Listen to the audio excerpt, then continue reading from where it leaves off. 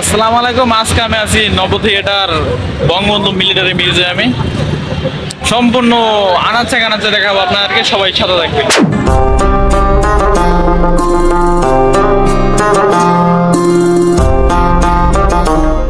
বঙ্গবন্ধু নব থিয়েটার, যেটি বিজয় সরণির পাশে অবস্থিত, যেখানে আমি ঘুরতে গিয়েছিলাম। প্রথমে এখান থেকে 30 টাকা একটি টিকিট কেটে নিলাম। টিকিটটা নিয়ে প্রবেশ করে ফেললাম আমাদের এই বঙ্গবন্ধু নব থিয়েটারে।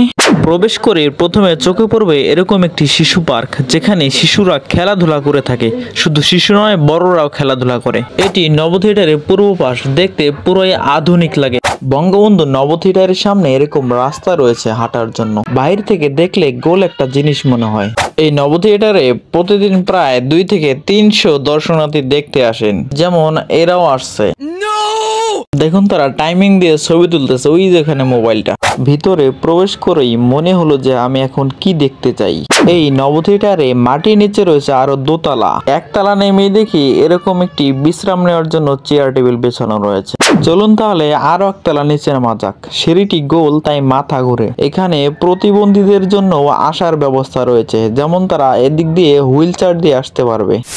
নিচতলায় রয়েছে এরকম একটি রাইড সিমুলেটর, যেখানে বসে আপনি রকেটে চড়ার অভিজ্ঞতা অনুভব করতে পারবেন। তার পাশে রয়েছে এরকম কয়েকজন বিখ্যাত অ্যাস্ট্রোনটের ছবি, যারা প্রথম মহাকাশে ভ্রমণ করতে গিয়েছিলেন। এই জায়গাটির ঠিক নিচের জায়গাটি হচ্ছে এটি, যেখানে প্রবেশ করতে হলে আপনাকে আলাদা টিকিট ক্রয় করতে হবে। আমি জানতাম না, তাই টিকিট ক্রয় করা হয় নাই, আপনাদেরকে দেখাতেও পারলাম না, সরি। এইটি হচ্ছে সেই জায়গা যেখানে মানুষ ছবি তুলে।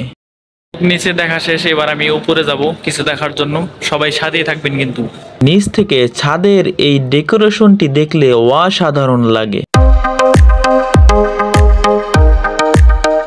এবারে লিফটে করে আমি উপরে আসলাম। তখন ভুল করে আমি সিঁড়ি দিয়ে নামছিলাম, তাই এবারে আমি লিফটে করে উপরে উঠলাম। এখানে 5D অ্যানিমেশন ভিডিও দেখা যায়। এখানের জন্য আলাদা করে আপনাকে টিকিট ক্রয় করতে হবে। নব থিয়েটারে আলাদা করে রয়েছে একটি পরমাণু শক্তি তথ্য কেন্দ্র। চলুন এর ভিতরে কি আছে দেখা যাক।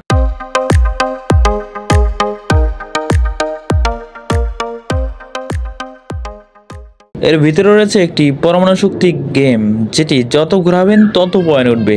আমিও ট্রাই করেছিলাম, বাট বেশিক্ষণ পারি নাই। রয়েছে রূপপুর পারমাণবিক বিদ্যুৎ কেন্দ্রের সম্পূর্ণ 3D প্রিন্ট। যদি এই প্রিন্টটি আপনি সম্পূর্ণ মনোযোগ দিয়ে দেখেন, তাহলে আপনার রূপপুর পারমাণবিক বিদ্যুৎ কেন্দ্র পাবনা গিয়ে দেখতে হবে না।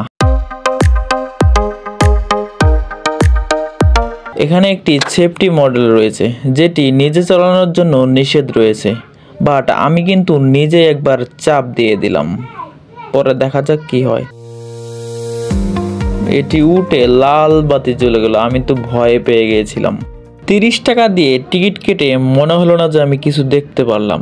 যদি থিয়েটারে ঢুকতাম তবু একটু দেখতে পারতাম, but I have no time to see theatre.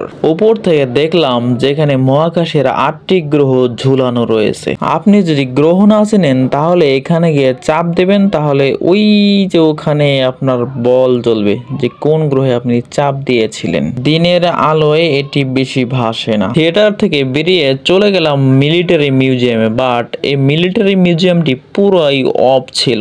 So আমার কপাল খারাপ, আমি কিছুই দেখতে পেলাম না। আরো গিয়েছিলাম চন্দ্রিমা উদ্যানে, যার ভিডিও পরবর্তীতে আসতেছে, তো সবাই অপেক্ষা করুন।